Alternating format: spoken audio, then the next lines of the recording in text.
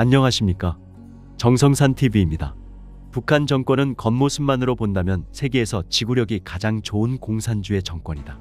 1948년 9월 9일 소위 공화국이 창건됐고 같은 해 10월 10일 조선노동당이 창당된 이래 오늘에 이르기까지 75년 이상 체제가 버티고 있으니 세계 어떤 나라 공산당보다도 생명력이 길다고 말할 수 있겠다. 소련의 공산당은 73년 만에 멸망했고 현재까지 명목을 유지하고 있는 중국 공산당도 북한 노동당보다 창건일이 약 1년 정도 늦다. 동유럽 공산당들은 40년도 버티지 못한 채 모두들 망했고 베트남, 쿠바의 공산당들은 북한 노동당보다 역사가 훨씬 짧다. 물론 실질적인 내용을 보았을 때 북한의 공산체제도 망한 지 이미 오래다. 1990년대 초반 이후 북한의 배급 경제는 파탄났다. 고난의 행군 시대라고 말하는 1993년 무렵 북한 인구의 무려 12%에 해당하는 300만 명이 굶어 죽었다. 국민들에게 최소한의 식량조차 배급할 수 없는 체제는 공산주의가 아니다. 북한의 공산체제는 이미 30년 전에 끝난 것과 마찬가지다. 북한 통치배들은 개혁 개방을 통해 북한 주민들을 먹여 살릴 방안이 있었지만 자신들이 권좌에서 밀려날 것이 두려워 북한을 최악의 신정주의 왕조 체제로 만들어버렸다. 지도자가 스스로 신이 되어 통치하는 초독제 국가가 되어버린 것이다. 더 이상 먹을 것조차 배급할 수 없는 북한 정권은 국민들에게 알아서 먹고 살라고 했다. 결국 북한 주민들은 장마당이라는 원시적 자본주의 체제를 통해 목숨을 연명해 나갈 수 있었다. 그것도 자본주의라고 북한 정권의 철저한 감시와 통제를 받는 조건하에서 말이다. 북한 노동자의 평균 임금은 북한 화폐로 2,000원, 암시장에서 유통되는 미국 달러와 67센트에 해당한다. 겨우 달걀 2개를 살 수 있는 돈이라 한다.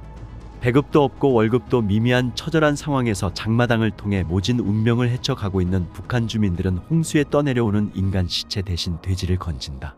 국민을 먹이지도 못하는 나라는 나라가 아니며 그런 나라의 지도자는 당연히 퇴출되어야 마땅하다. 김정은 정권은 30년 전 고난의 행군 시대에 버금가는 경제 파탄 상황에서도 핵무기와 미사일 개발에 열을 올리고 있다. 국민을 먹여 살릴 식량을 구입해 올 수 있는 돈을 미사일 발사를 통해 허공에 날리고 있다. 몰락하는 정권들이 언제라도 당면했던 내후회환을 결국 김정은 정권도 당하기 시작했다. 김정은은 북한의 젊은 세대들을 황금만능주의에 빠진 인간이라며 대로하는 한편 사회주의 정치사상을 강요하고 있지만 북한의 40세 이하 젊은이들은 국가의 배급을 통해 먹고 자란 세대가 아니다. 미국 역시 김정은을 그냥 놔둘 수 없게 되었다. 미국 본토를 핵 공격하겠다고 날뛰는 북한 정권을 제거하겠다는 국방보고서 간행에 이어 암살을 특기로 하는 MQ-9 리퍼 무인 전투기를 일본에 배치했다. 지난 4월 미군은 리퍼가 지난 4년간 한국 땅에도 배치되어 있었다는 사실과 폭격 훈련 모습을 공개했다. 리퍼는 우리말로 의역하면 저승사자라는 뜻이다. 미국은 이미 이란군 육군 중장 솔레이마니와 알카에다 두목 이집트인 알 자와히리를 제거했다. 지난 4월 3일 미국 CIA는 김일성이 사실은 마적 두목이었다는 기밀 문서를 공개, 김정은의 정통성을 여지없이 뭉개놓았다. 4월 18일 미국의 대북 정책에 큰 영향력을 미치는 빅터 차 교수는 한반도 통일은 급작스러운 북한의 붕괴를 통해 이루어질 것이라고 말했다. 금년 3.1절 기념사에서 윤석열 대통령은 자유통일을 지향하겠다고 말했다. 통일은 2300만 가여운 북한 동포의 생존 문제다. 적극 대비하자. 우리나라 국민들이 통일의 회의 적이게 된다에 다양한 이유가 있겠지만 가장 큰 이유는 통일 후 벌어질 수 있는 현실적인 문제들이 통일의 가치와 중요성을 넘어 많은 우려와 걱정을 낳고 있기 때문인 것으로 보입니다. 대표적으로 경제 문제나 문화적 차이들을 꼽아볼 수가 있겠죠. 그런데 정말 통일이 우리나라의 손해가 되는 일일까요? 우리나라 입장에서만 바라보지 말고 북한 측의 의견에도 귀 기울여 통일로 벌어질 수 있는 일들에 대해서 조금 더 객관적으로 살펴보겠습니다. 현재 통일부 통일미래기획위원회 위원으로 재직 중이신 김금영님의 의견을 들어보겠습니다. 91년생으로 젊은 탈북민 시선을 통해서 남북 통일이 가지는 의미와 통일이 된다면 향후 실제 벌어질 수 있는 일들에 대해서 소식을 전해드리겠습니다. 요즘 한국인들은 통일에 아예 관심이 없거나 심지어는 반대하는 사람들도 굉장히 많단 말이에요. 이유가 혹시 어떤 거라고 생각하시나요?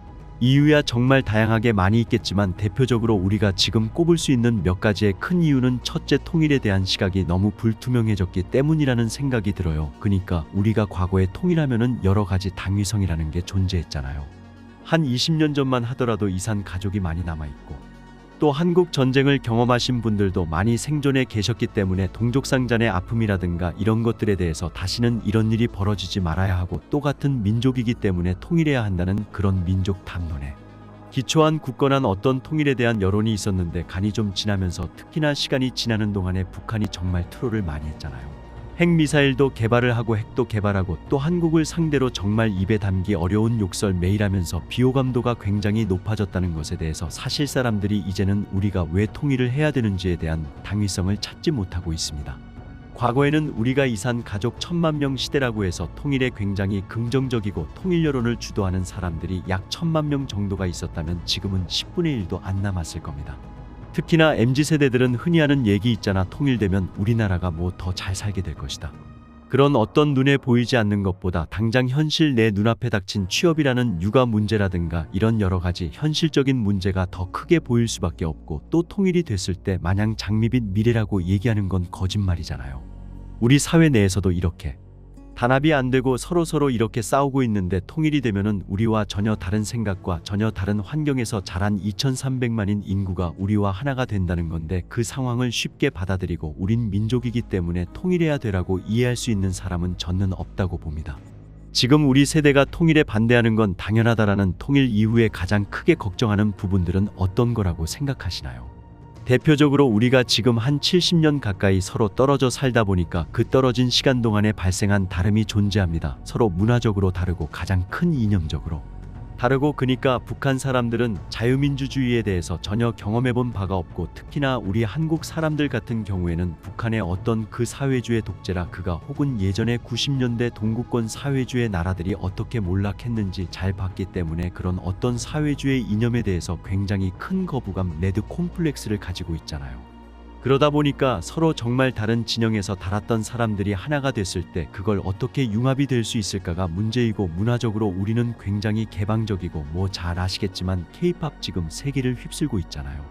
하지만 우리가 북한의 어떤 문화, 북한의 영화 같은 걸 봤을 때 사람들의 문화는 굉장히 폐쇄적이고 오직 목적 지향이 뚜렷하죠. 북한에 대한 어떤 충성심을 강조하는 문화예술, 이것만 발달하다 보니까 다른 게 없어요. 그러다 보니까 그런 문화적 차이에서 오는 다른님을 우리가 어떻게 극복해낼 수 있을 것인가도 문제고, 또 경제적인 문제가 있죠. 우리나라 안에서도 잘 사는 사람, 못 사는 사람이 나뉘어 있고 극대화되고 있잖아요. 사실 그 차이가 그 문제 해결하는 것도 버거워하고, 역대 어느 정부 하나 지금 그 문제 때문에 많은 고초를 겪고 있지 않습니까? 하지만 북한은 경제력 수준으로 봤을 때는 이런 표현이 적절한지 모르겠지만 다 못 살거든요. 약 지금 40대에서 50배 정도 난다고 봅니다. 얼마나 이게 막연하게 느껴집니다. 너무 방대하고 막연하고, 야 저걸 우리가 과연 할 수 있을까, 이런 생각이 드니까 사실 사람들이 통일에 대해서 그거 그러면 우리가 저 사람들 다 먹여 살리는 건 내가는 세금일까 생각을 당연히 할 테고, 그렇기 때문에 통일에 대한 불만 이런 것들은 절대로 우리가 무시해서는 안 되고, 이것부터 우리가 반드시 직시해야 된다. 테이블 위에 우린 이런 불만을 가지고 있다라는 걸 다 올려놔야 돼요. 그럼 반대로 북한에 지금 지내고 계신 북한 사람들은 통일에 대해서 어떤 생각을 또 가지고 있는지, 또 특히나 김정은이나 집권층에 대한 생각은 어떨까요? 북한의 모든 사람들을 일률적으로 우리가 그들이 이런 생각을 가지고 있다라고 말씀드릴 수 없을 것 같고, 조금은 세분화시켜서 말씀을 드려야 될 것 같아요. 세대별로 좀 다릅니다. 보통 나이가 많은 세대는 통일을 원합니다. 근데 그들이 원하는 통일은 상당히 맹목적이, 그리고 어쩌면 북한 주도의 적화 통일을 원할 수도 있습니다. 그렇게 세뇌를 받았기 때문에 그들은 태어났을 때부터 죽을 때까지 조국 통일이라는 개념은 북한에 의한 남한 평정밖에 없거든요. 평화적인 통일이라는 개념은 그들 머릿속에 없습니다. 하지만 북한의 MZ세대, 우리가 흔히 장마당 세대라고 부르는데 그분들은 좀 다르죠. 남한으로부터 남한에 대한 적개심이 없습니다. 북한 사회로부터 분명히 교육 과정을 통해서 남한은 북한의 적이다 교육을 받았지만, 교육 과정을 받고 나서 집에 돌아와서 본인들이 경험하는 것은 남한 북한 내부의 한류 문화를 이끄는 사람들도 장마당 세대가 되고, 그들은 한국 문화에 상당히 동화되어 있다. 그렇다면 통일이 됐을 때 누구 주도하에 통일을 원할 것이냐는 사실 답이 좀 나와 있는 부분이에요. 그들끼리는 내부적으로 빨리 망했으면 좋겠다라는 생각을 하는 사람들이 많이 있어요. 차라리 이럴 거면 전쟁이 났으면 좋겠다. 그 사람들은 남한이 이길 거라고 믿고 있거든요. 차라리 전쟁이 나서 북한이 망했으면 좋겠다. 그러면 남한 주도의 통일이 이루어질 텐데라고 사람들은 그랬습니다. 적극적인 집권층은 한마디로 백두산혈통들인 거죠. 할아버지 때부터 내려와서 아버지, 어머니 자기까지 북한 정권을 지켜내지 못하면 그 뒤가 없는 사람들이에요. 왜냐하면 북한 정권이 몰락한다는 것은 결국은 그 사람들한테 독재의 책임을 묻는다는 뜻이잖아요. 그렇기 때문에 그 책임 소재에서 본인이 면제받기 위해서는 이걸 지켜내는 방법밖에 없거든요. 그렇기 때문에 이들은 정말 적극적으로 북한 정권을 옹호하고 북한을 지켜내려 하는 의지가 있는 사람들이에요. 백두산 혈통 혹은 정말 빨치산 계열들, 이런 사람들, 소극적인 사람들은 굉장히 부유한 사람들입니다. 어쨌든 돈을 가지고 있기 때문에, 그리고 나는 적극적으로 북한의 어떤 여러 가지 인권 탄압에 가담하지 않았다라는 스스로의 어떤 생각을 가지고 있는 사람들이 있는 거예요. 그런 사람들 같은 경우에는 장마당을 통해서 많은 부를 축적한 사람들, 혹은 중국과의 무역이 이제 1990년대 말부터 막 확산되면서 그 과정에서 새롭게 부를 쌓은 돈주라고 부르는 사람들이거든요. 그 사람들 같은 경우에는 난 돈만 벌었지 인권 탄압 같은 건 한 적 없어, 그리고 나도 돈을 벌면서 북한 너네 잘못하고 있는 건 다 알고 있어는 사람들이거든요. 사람들이 벌어들이는 돈에 의해서 북한이 유지되고 있는 건 맞지만 언제든지 처리할 수도 있는 사람들이에요. 계층별로 타겟별 맞춤 전략을 짤 필요가 있다라고 말씀드립니다. 그래서 시기가 언젠데 이 시기 관련된 얘기도 계속해서 나오잖아요. 일각에서는 지금 건강이 좋지 않은 김정은이 만약에 일찍 죽어요. 그러면 좀 어린 주애가 만약에 정권을 물려받아요. 그러면 주애가 뭘 잘 모를 수도 있고, 나이가 어리다 보니까 통일이 된다면 그때가 조금 시기 적절하지 않냐, 이런 얘기를 하실 분들도 계시더라고요. 통일에 필요한 환경은 두 가지가 있습니다. 대내적 환경과 대외적 환경이 있습니다. 그리고 가장 뒷받침돼야 되는 것은 우리는 얼마나 준비가 되어 있느냐거든요. 대내적 환경은 말씀하신 것처럼 북한 내부의 상황이 어떻게 변하느냐에 따라서 우리가 그 시기를 예측하거나 특정 지을 수 있습니다. 현재로서는 지금 우리가 북한 내부에서 일어나고 있는 여러 가지 일들을 종합적으로 분석했을 때 김주애한테로 권력이 넘어가는 시점이 가장 취약해지는 시점이다. 많은 전문가들이 그렇게 보고 있어요. 이유는 일단 군부의 동의를 얻지 못했다. 군부의 동의를 얻기 위해서는 군부가 납득할 만한 어떤 여러 가지 이력이 있어야 돼요. 어떤 커리어가 있어야 납득을 할 텐데, 김주애는 일단 여자고 10대밖에 안 됐습니다. 총도 못 쏴요. 그런 사람에게 군부가 호락호락 머리를 숙일 것이다라고 생각하는 것은 너무나 낙관, 논자들의 생각이에요. 둘째, 김여정이 살아있죠. 결국 여자가 최고 권력자가 될 수도 있다라는 공식이 세워지게 된다면 가장 큰 수혜를 입은 사람은 김주애뿐만이 아니라 김여정에게 족쇄가 풀리는 겁니다. 현재 김여정은 그 족쇄 때문에 오빠의 그늘에 있는 건데, 김정은이라는 버팀목이 사라지게 된 마당에 저는 김여정은 또 다른 수양대군이 될 수 있다라는 생각이 드는 겁니다. 주애는 심지어 되고 아무 경험도 없고 잘해 나갈 수 있을지에 대한 어떤 예측 가능성도 안 보이는 사람인데, 김여정은 해온 게 있잖아요. 그리고 보여준 게 있어요. 물론 우리 입장에서는 상당히 기분 나쁜 일들이었지만 북한 입장에서는 또 강단있네, 똘똘하네, 이런 입장을 받았을 가능성이 크단 말이죠. 그러다 보니까 김여정을 따르는 세력들은 적극적인 지지층 같은 경우에는 체제가 흔들리는 걸 굉장히 싫어해요. 그러면 예측 가능한 사람, 안정적으로 유지가 가능해 보이는 사람에게 힘을 실어줄 수밖에 없어요. 불안해 보이는 사람한테 실어줬다가 망하면 어떡하지라는 생각을 다 할 수 있는 거죠. 그렇기 때문에 저는 이런 북한 내부의 상황이 굉장히 중요하다. 거기에 플러스해서 MZ세대가 지금 굉장히 약진하고 있거든요. 북한 내부에서 폭동도 일으키고 있고, 해외 노동자로 확인된 사람들 2,000명이 밀린 월급을 받지 못했다고 폭동을 일으켰거나, 벌써 아프리카에 나가 있는 MZ 노동자들 이외 귀국을 빨리 시켜주냐고 하면서 폭동을 일으켰습니다. 결국은 통일은 남한과 북한 둘이서 할 수 있는 일이 아닙니다. 러시아와 중국의 개입을 우리가 어떻게 차단할 것인가, 그리고 일본의 협조를 어떻게 구할 것인가. 일본도 자기 국익 중심에서 생각을 할 거란 말이에요. 그러면 한국과 북한이 통일이 됐을 때 일본은 느끼는 부담이 상당히 클 겁니다. 왜냐면 옆에 큰 나라가 생기는 거니까. 그렇기 때문에 지금은 한일 간에 관계가 좋고 여러 가지 협조가 진행이 된다라고 쳐도 결국은 국익 앞에서 일본도 돌아설 수밖에 없다라는 생각이 들어서 우리가 일본도 어떻게 잘 이끌어낼 것인가가 굉장히 중요하거든요. 중국이 약해지는 때를 기다려야 돼요. 중국은 지금 너무 셉니다. 통일의 가장 큰 적은 저는 북한도 아니라고 생각이 들고요. 중국이라는 생각이 듭니다. 그래서 북한 정권이 만약 김주애에게로 넘어가서 흔들리는 상황이 발생했을 때 가장 먼저 행동을 할 국가는 중국이 바로 북한에 쳐들어갈 수도 있는 겁니다. 신중 정부를 세우고 안정적으로 자신들의 입술이 되어질 어떤 꼭두각세 세울 거라는 생각을 저는 하고 있거든요. 그렇기 때문에 우리가 한미가 어떻게 중국의 개입을 사전에 차단할 수 있을지를 지금부터 고민을 해야 되는 거예요. 최악의 경우는 우리가 전혀 준비가 되어 있지 않는 상태에서 맞이하는 우연한 통일입니다. 북한의 김정은이 갑자기 죽었어요.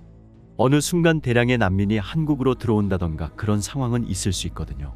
북한에서 내부 반란이 일어나서 반란 세력이 우리한테 협조를 한다든가 협조한다든가 여러 가지 우리가 전혀 예상치 못했던 상황에서, 그리고 더 뼈 아픈 것은 통일에 대해서 지금 우리가 여론 정리가 안 되고 있는데 통일 준비가 전혀 안 된 상황에서 갑작스럽게 맞이한 통일은 재앙일 겁니다. 난리 날 겁니다. 그러면 우리나라도 같이 망하는 길이에요. 통일 준비는 정말 중요하고, 통일 반대하는 여론이 예를 들어 90%에서 손을 놓고 있으면 안 된다. 통일을 원하는 사람들은 그 뒤에서 계속 준비를 해나가야 된다라는 말씀을 계속 드리거든요.